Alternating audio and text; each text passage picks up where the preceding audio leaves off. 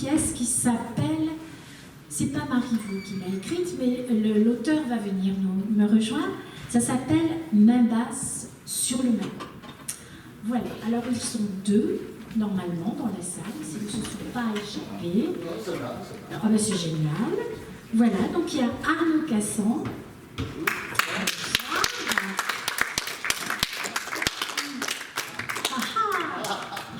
Monsieur le co-directeur. Non, et pas Mathilde, du tout. Bertrand, voilà, qui est également co-directeur, j'ai vu ça. Non, pas du tout. Alors, pour expliquer, en fait, ils sont deux sur le rôle. Oui. Voilà, ils alternent. Et donc voilà, Julien, lui, est en tournée en Suisse en ce moment. Donc voilà, c'est Bertrand qui... C'est normal que le qui remplace directeur le en Suisse. Bah oui, Enfin, il fallait quelques tu lingots. penses quand même un petit peu à la chose. Bon, alors quand je vous dis qu'on change de registre, c'est parce que là, on est dans les années 30. Tout à fait. Voilà. Et puis, ma foi, on ne parle pas tout à fait le langage de Marivaux. Non, effectivement, non, c'est plutôt le langage fleuri de l'argot. Voilà. Donc, en fait, c'est le Paris des années 30. Alors, c'est vraiment très rythmé, très drôle. On ne s'embête pas une seconde. Ça bouge. Des petites révisions au niveau argot pourraient, pour certains, être nécessaires. Oui, mais on fournit un lexique à l'entrée pour que les gens... Oui, quand même. Donc là, on a deux personnages. Donc là, on a un braqueur. Oui. Mais vraiment un braqueur à la mie de pain. Hein, c'est ça, il n'y a pas de gaz à tous les étages. Hein. Non, il y a, la lumière et le gaz ne sont pas à tous les étages, ça c'est certain. On puisse augmenter.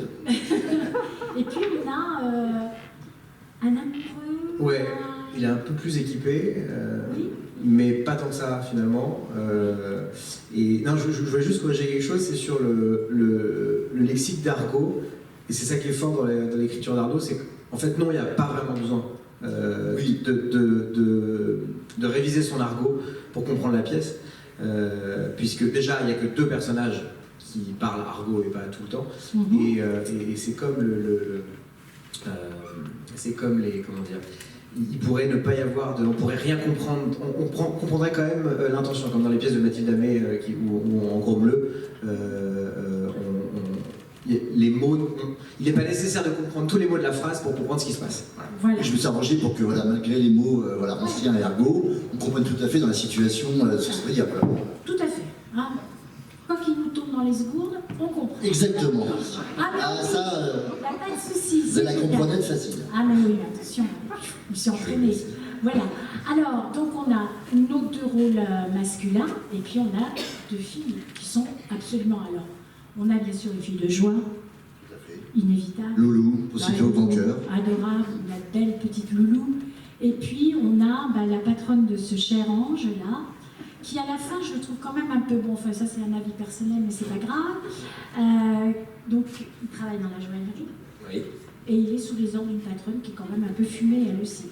Complètement fumée, qui s'appelle Alice, qui est complètement amoureuse de Paul, le personnage, red dingue, ouais. Sauf que Paul, lui, est red dingue de Loulou, qui a d'autres projets pour lui qu'une histoire d'amour, qui est plutôt de cambrioler la bijouterie dans laquelle il travaille.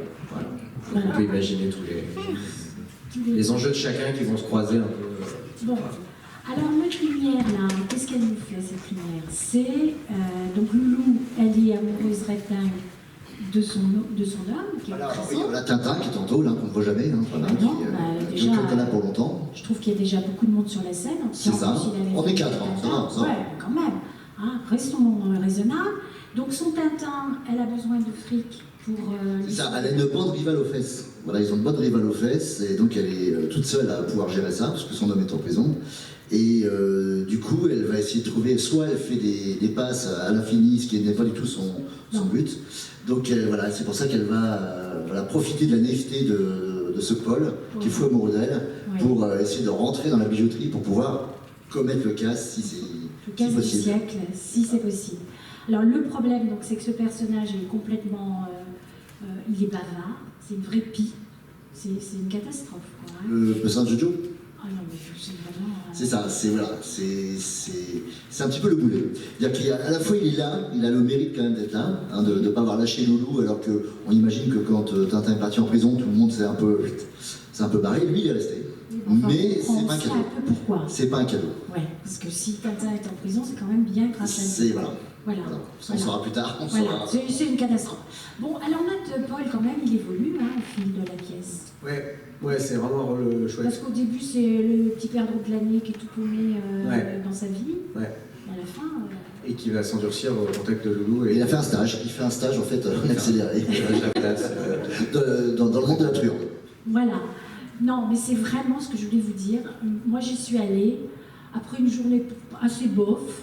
Je suis ressortie de là, mais j'étais vraiment un bon moment. On rit de mon cœur.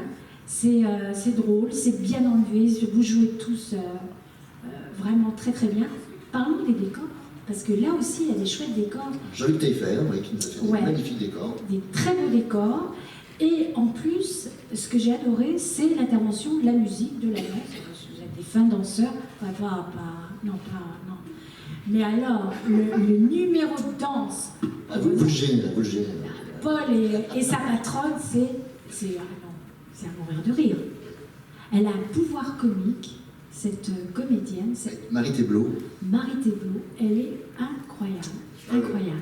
Loulou est attendrissante, et puis à la fin on a de la peine pour elle, parce qu'on sent qu'elle a quand même un petit croc pour Paul. Finalement, oui. Finalement, elle s'est fait avoir son propre jeu. Voilà. Mais c'est vraiment très bien enlevé. Franchement, vous donnez... tout le monde à la sortie avait la banane. Quoi. Voilà. La mission accomplie. C'est exactement ce qu'on cherche à faire. Voilà. Donc ça se joue au funambule. Alors vous êtes très pratique au niveau horaire. C'est très facile. Donc vous avez des séances à 16h, vous avez des séances à 19h et vous avez des séances à 21h. Ça peut se résumer de manière plus simple. Bon, merci. Une semaine 19h, une semaine 21h et tous les dimanches 16h. Ah, mais c'est nickel. C'est simple comme tout. Mais pourquoi on ne l'avait pas expliqué avant? Ça m'aurait évité d'attendre 21h pour aller vous voir. Ah oui, d'accord. Juste en changeant de semaine.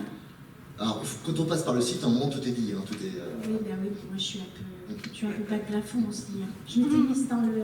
Voilà. Je m'étais adaptée vous direz très bien les jours, alors. au personnage principal. C'est ça. Voilà. Alors d'où ça vient cet amour-là, de ce côté un peu vieux film J'ai toujours adoré ça, j'ai toujours adoré les films pour les tontons, tout l'univers d'Audiard m'a toujours, je l'ai découvert enfant et ça m'a toujours fasciné, j'ai toujours adoré. Et c'est vrai que quand je cherchais une pièce à écrire, une adaptation, je ne savais pas encore où j'allais aller. Et c'est vrai que je regardais beaucoup des films des années 30, des années 40, je suis assez cinéphile, donc je regarde beaucoup les vieux films. Ouais. On appelle maintenant les vieux films, mais qui sont vraiment super. Et voilà, c'est là que je suis tombé sur Fric Frac, parce que c'est une adaptation de Fric Frac, que vous connaissez sûrement. Ouais. Qui c'est très différent. Bon, déjà Fric Frac, il y a 20 personnages, moi il y en a 4. Donc on a réduit un peu la masse salariale. C'est sûr.